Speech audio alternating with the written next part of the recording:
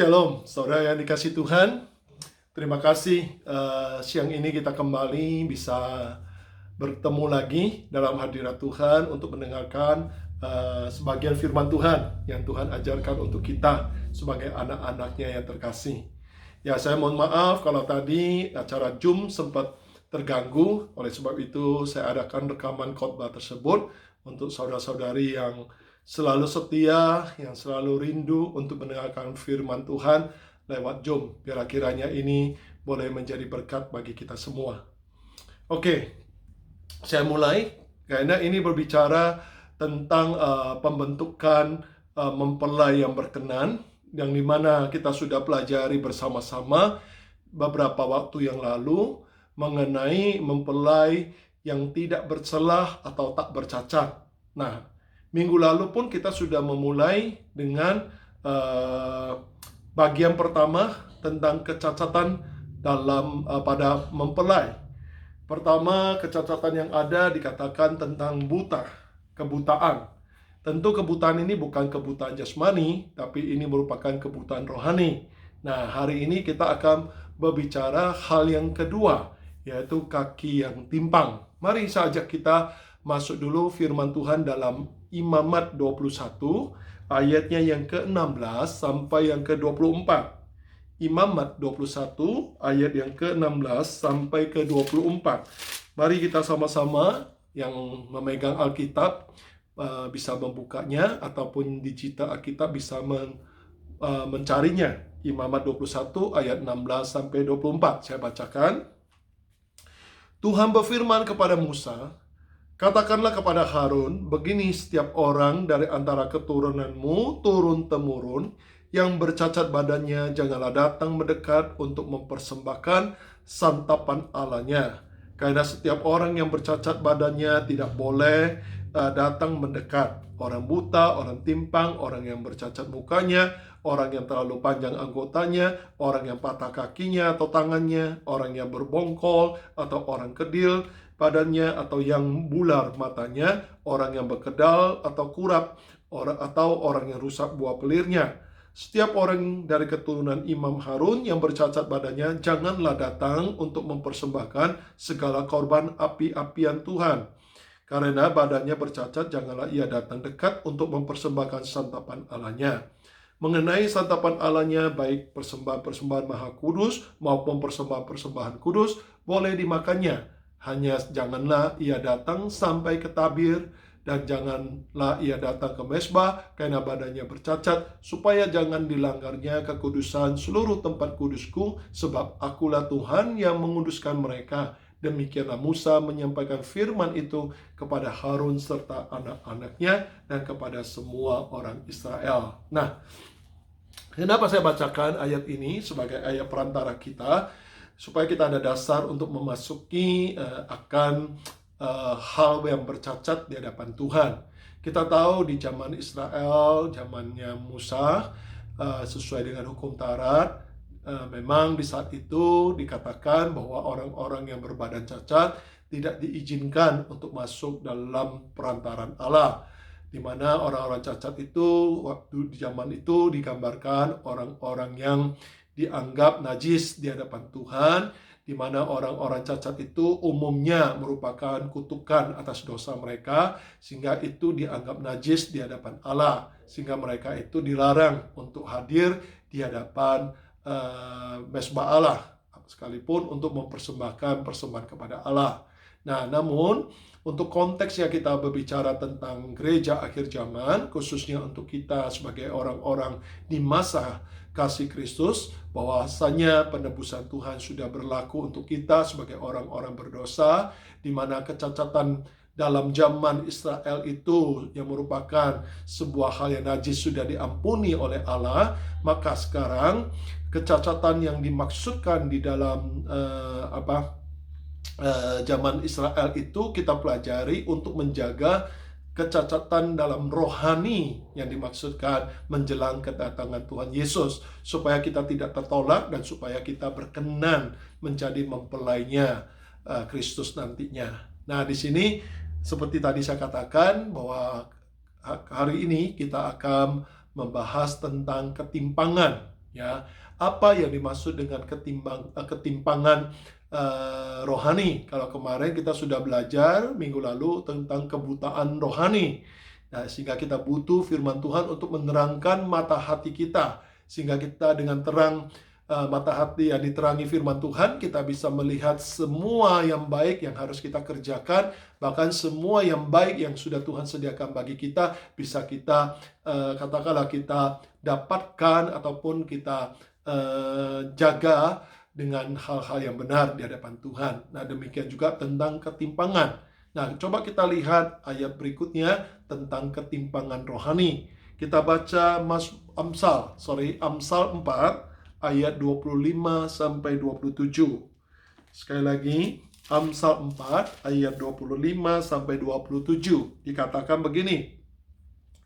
Buanglah mulut serong daripadamu dan jauhkanlah bibir yang mendolak-dalik daripadamu. Biarlah matamu memandang terus ke depan dan tatapan matamu tetap ke muka. Tempuhlah jalan yang rata dan hendaklah tetap segala jalanmu. Janganlah menyimpang ke kanan atau ke kiri. Jauhkanlah kakimu dari kejahatan. Puji Tuhan. Firman Tuhan menyatakan kepada kita tentang ketimpangan. Apa sih ketimpangan kerohanian? Tidak lain adalah sebuah kehidupan yang tidak sejalan dengan firman, atau kehidupan yang tidak setia kepada firman atau tidak taat, sehingga terjadilah apa yang dikatakan menyimpang ke kanan dan ke kiri, ya. Dan di sini Tuhan ingatkan, marilah kita mengoreksi, mengintrospeksi diri. Adakah kita menjadi orang-orang ya yang mengalami ketimpangan rohani, yaitu orang-orang yang di luarnya kelihatan sebagai orang percaya, keaktifannya kelihatan sebagai orang percaya, tapi kenyataannya memiliki pribadi rohani yang timpang, yang tidak setia. Ya, katakanlah misalnya Minggu kelihatannya dia beribadah, tapi Senin hari-hari biasanya sampai Sabtu kemudian dia hidup tidak setia dengan firman. Nah, itu gambaran orang yang timpang rohaninya. Bahkan di sana dikatakan pada ayat 24, buanglah mulut yang serong daripadamu dan jauhkanlah bibir yang dolak-dalik daripadamu. Buanglah segala sesuatu perkataan mulut bibir kita yang tidak lagi sesuai dengan kebenaran. Mulut serong itu adalah mulut yang berbicara tentang hal-hal yang tidak benar. Dolak-dalik itu juga sama. Jadi di sini kita diajarkan, sesungguhnya sebagai orang yang percaya, itu mencerminkan atau terlihat, ya, kalau kita ini orang yang beriman, orang yang percaya, orang yang hidup takut akan Tuhan, itu bisa terbaca atau terlihat dari setiap perkataan yang keluar dari mulut bibir kita. Nah, kalau perkataan kita ini selalu serong, selalu mengarah kepada sesuatu yang justru menyimpang dari kebenaran, bagaimana bisa kita ini menyatakan diri kita sebagai orang yang sudah di dalam Tuhan? Tentu semua orang juga akan heran melihat kita sebagai orang yang disebut Kristen, orang yang percaya, tapi mulut bibir kita selalu memperkatakan sesuatu yang tidak baik ataupun tidak benar. Contohnya, ketika engkau saat ini, kita semua dalam hal ini berkata-kata kepada sesama kita, kepada teman kita, katakanlah ya, kepada semua orang yang ada di dalam kehidupan persekutuan bersama dengan kita. Kalau kita ini berkatakan sesuatu yang sifatnya tidak membangun, tidak mempersatukan di antara kita, bahkan yang kita katakan itu adalah sesuatu yang justru menimbulkan pepecahan dalam persekutuan kita dengan sesama di hadapan Tuhan, itu sudah merupakan suatu hal yang tidak lagi berkenan di hadapan Allah dan menunjukkan bahwa kita punya ketimpangan secara rohani. Saya yakin dan percaya kalau kita sebagai orang yang percaya sungguh-sungguh, kita akan menjaga pembicaraan kita. Maka kita akan diberi hikmat oleh Tuhan, Roh Allah ada pada diri kita untuk membicarakan sesuatu yang benar bagi setiap telinga yang mendengar. Ya, tentu apa yang dikatakan benar itu adalah firman, apa yang benar itu adalah hikmat yang sifatnya pasti membangun, membawa pemulihan, membawa kekacauan menjadi sesuatu yang baik kembali, ya, membawa sebuah katakanlah pepecahan menjadi hal yang dipulihkan, sebuah perasaan sakit disembuhkan. Itu adalah firman, ya, yang membangun, firman yang benar. Itu adalah mulut yang memperkatakan firman, bukan mulut yang memperkatakan hal-hal yang buruk tentang orang lain, sehingga orang yang lain mendengar, mengikuti sesuatu yang kita katakan, lalu terlibatlah orang lain itu juga tanpa mereka ketahui dengan sesuatu yang tidak baik. Nah, ketimpangan ini pun kita pahami dan kita coba renungkan. Jangankan dengan Tuhan, ya, jangankan di dalam hubungan konteksnya firman Tuhan. Kalau kita berbicara ketimpangan ini adalah di sana dijelaskan bahwa kaki yang menyimpang dari kebenaran, itu berarti orang yang tidak setia. Nah, ketimpangan di dalam keluarga saja sebagai pasangan, kalau kita menjadi orang yang tidak setia dengan pasangan kita, tentu ketimpangan ini akan mengganggu sebuah hubungan. Bahkan ketimpangan ini akan memunculkan sesuatu yang buruk dalam konteks pasangan hidup ataupun keluarga. Nah, apalagi sebagai orang yang percaya di dalam Tuhan, haruslah kita menjaga setiap perkataan mulut bibir kita. Hendaklah hal yang kita perkatakan, kita jaga, kita lakukan untuk sesuatu yang baik, dengan motivasi yang baik dan benar di hadapan Tuhan, ya, tentu akan menghasilkan sesuatu yang baik juga bagi orang yang mendengar, dan juga akan menjadikan sebuah situasi atau kondisi yang tidak baik menjadi baik. Jadi ini menjadi pelajaran bagi kita. Ingat, mempelai yang cacat, yang bercela di hadapan Allah, pada saatnya, pada waktunya ketika Yesus datang sebagai mempelai laki, dia akan meninggalkan kita. Kita adalah mempelai di akhir zaman yang perlu mempersiapkan diri untuk hidup benar, untuk melakukan sesuatu dengan benar, dan untuk menjaga diri selalu dalam kebenaran. Sehingga firman ini layak kita dengar dan layak kita renungkan, supaya kehidupan kita semakin disempurnakan. Tidak seorang pun yang sempurna. Oleh sebab itu kita tidak menuntut orang lain sempurna, bahkan tidak menceritakan ketidaksempurnaan orang lain, tapi biarkanlah kita yang mengerti akan hal tersebut, kita mungkin membawa orang yang tidak sempurna ini untuk tetap dekat dengan Tuhan, supaya firman Tuhan menyempurnakan, sehingga kita pun menjadi orang yang turut membawa orang-orang lain mengenal Tuhan lebih dekat lagi, dan kita sendiri pun dibentuk dalam hal tersebut.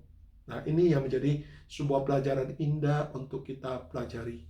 Lalu kita lihat ayat berikutnya pada Amsal 5 ayat 20-23. Saya bacakan. Hai anakku, mengapa engkau berahi akan perempuan jalang dan mendekap dada perempuan asing? Karena segala jalan orang terbuka di depan mata Tuhan, dan segala langkah orang diawasinya. Orang fasik tertangkap dalam kejahatannya dan terjerat dalam tali dosanya sendiri. Ia mati karena tidak menerima didikan, dan karena kebodohannya yang besar ia tersesat. Firman Tuhan ini jelas mengatakan kepada kita. Ingat, firman Tuhan yang kita dengar, yang seringkali dikhotbahkan, itu adalah firman untuk kita, ya, bukan untuk orang-orang yang belum kenal Tuhan, tapi justru untuk kita sebagai anaknya. Buktinya di sini dikatakan, hai anakku. Hanya orang-orang yang kenal Tuhan Yesus, hanya orang-orang yang mau percaya kepada Tuhan Yesus, itu layak disebut sebagai anak Allah. Jadi jelas ayat ini berbicara kepada kita. Nah, apa yang Tuhan katakan? Kenapa Tuhan mengatakan, mengapa engkau birahi akan perempuan jalang dan mendekap pada dada perempuan asing? Ini sebuah gambaran perzinahan. Ya, tentu kalau dibaca literal itu ada perzinahan jasmani, tapi yang kita mau ambil di sini adalah konteks rohaninya, yaitu perzinahan rohani. Apa yang disebut dengan perzinahan rohani? Yaitu sesuatu yang tidak engkau setia di dalam kebenaran firman, itu sudah merupakan perzinahan rohani. Oleh sebab itu, hati-hatilah ketika kita hidup tidak sejalan dengan firman Tuhan. Kita ini adalah orang yang timpang rohani. Kita disebut orang yang berzina, orang yang birahi dengan perempuan jarang, orang yang mempunyai nafsu untuk senantiasa di sini dengan mendekap dada perempuan asing. Ya, gambaran adalah sesuatu di luar Tuhan itu sendiri.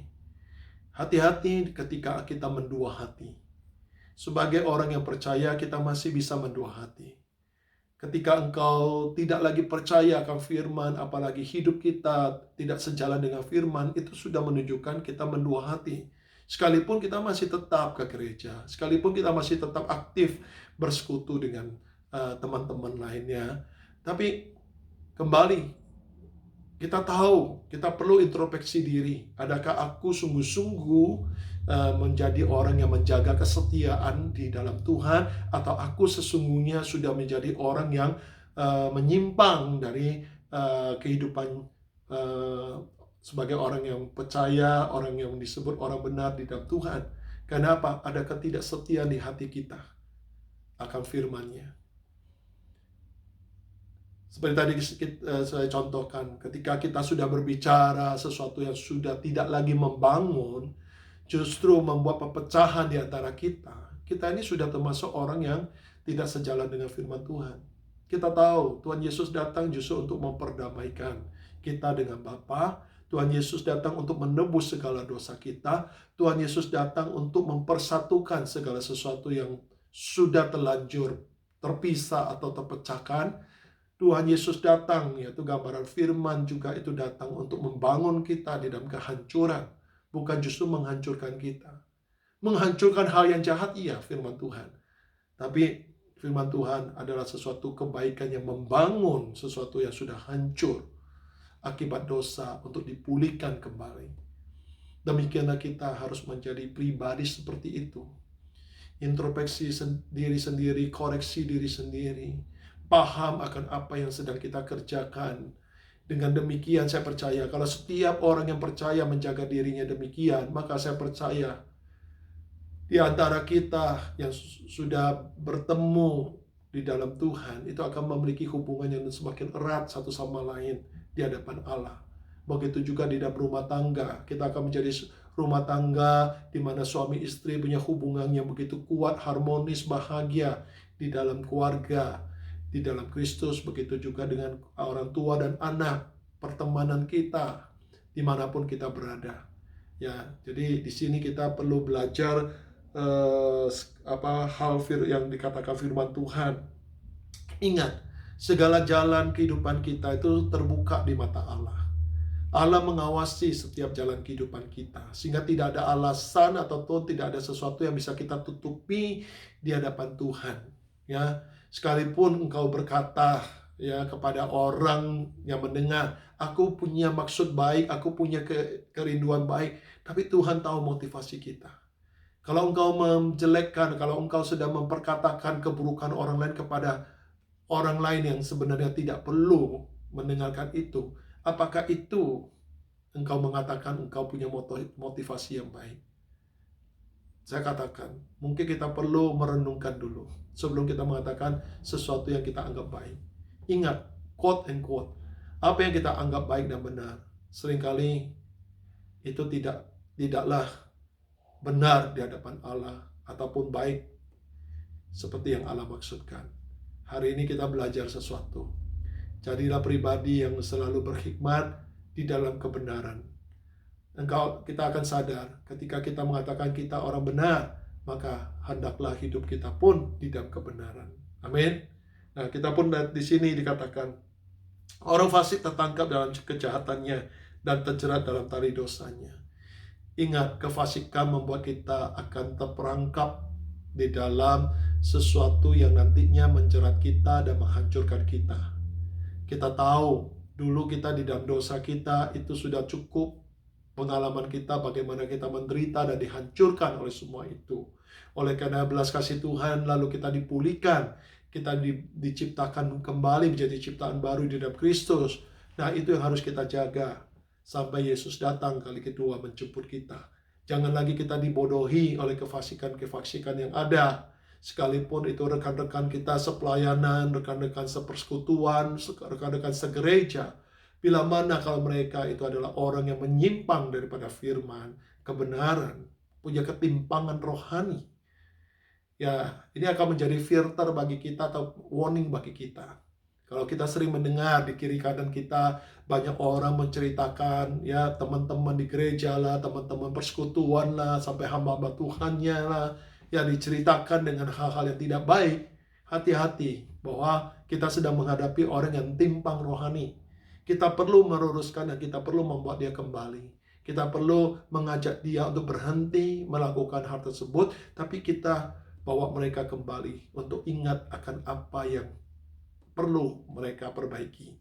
Ketimpangan rohani ini harus mereka perbaiki, ya, supaya semua ini menjadi baik bagi diri mereka, sehingga mereka tidak menantinya berakhir dengan binasa. Karena kenapa? Di sini dikatakan ia mati karena tidak menerima didikan, dan karena kebodohannya yang besar ia tersesat. Hati-hati, kita yang tidak mau menerima didikan, sekalipun firman Tuhan itu pedas ataupun firman Tuhan itu begitu kerasnya, ingat, firman Tuhan sedang berkata untuk kebaikan kita. Sehingga kita mau dan harus tunduk kepada kebenaran itu. Mengakuinya dan membereskannya di hadapan Tuhan. Maka percayalah, kita tidak lagi menjadi orang yang di sini dikatakan mati karena kebodohan kita, karena tidak mau menerima didikan Tuhan. Kita disesatkan oleh penyesatan. Dan ingat, sekarang ini adalah akhir zaman. Banyak sekali serigala berbulu domba yang menyusupi persekutuan, yang menyusupi gereja Tuhan untuk mengacaukan sesuatu yang sudah baik yang dibangun Tuhan, tapi ada yang mau menghancurkannya. Karena iblis juga mau menghancurkannya. Ya, oleh sebab itu kita perlu menjaga sikap dan hati-hati. Lalu kita lihat Amsal 4 ayat yang ke-14 sampai ke-19. Dikatakan begini. Janganlah menempuh jalan orang fasik dan janganlah mengikuti jalan orang jahat. Jauhilah jalan itu, janganlah melaluinya. Menyimpanglah daripadanya dan jalanlah terus. Karena mereka tidak dapat tidur bila tidak berbuat jahat, kantuk mereka lenyap bila mereka tidak membuat orang tersandung, karena mereka makan roti kefasikan dan minum anggur kelaliman. Tetapi jalan orang benar seperti cahaya fajar dan kian bertambah terang sampai rembang tengah hari. Jalan orang fasik seperti kegelapan, mereka tidak tahu apa yang menyebabkan mereka tersandung. Nah, ini situasi yang terjadi. Tuhan mengingatkan kita kembali, menjauhlah dari jalan kefasikan. Karena jalan kefasikan itu pasti akan membawa kita ke dalam kejatuhan yang menghancurkan kita. Tapi ketika engkau ada di jalan yang terang, yang namanya firman Tuhan, engkau akan semakin diterangi firman Tuhan itu. Bahkan kita akan menjadi orang-orang terang seperti dikatakan dalam Matius, hendaklah kita menjadi garam dan terang dimanapun kita berada. Dan ini sangat berbeda. Terang dan garam itu sangat berbeda. Perbedaannya sangat jelas. Tidak abu-abu. Di dalam kekristenan pun harus begitu. Kita harus benar-benar terang, jelas, di mana orang bisa melihat sesuatu yang benar, sesuatu yang tepat karakter Kristus dalam kehidupan kita. Tidak abu-abu. Tidak hari ini orang melihat, loh kok rajin persekutuan, rajin ibadah, tapi kok perkataan, perbuatannya kok tidak mencerminkan seperti orang yang punya kekudusan di hadapan Tuhan. Jadi ini sangat indah untuk kita pelajari firman Tuhan hari ini, karena ini satu pelajaran yang indah untuk membawa kita menjadi mempelai yang berkenan, tak bercacat di hadapan Allah, sehingga pada saatnya kita bertemu dengan Kristus, kita disambut dengan baik, ya, karena keberadaan hidup kita yang baik.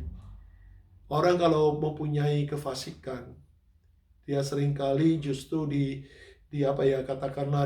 dipermainkan oleh kefasikannya. Sehingga di sini digambarkan dia tidak bisa tidur kalau tidak berbuat jahat. Dia tidak bisa istilahnya tidur kalau dia belum membuat orang tersandung.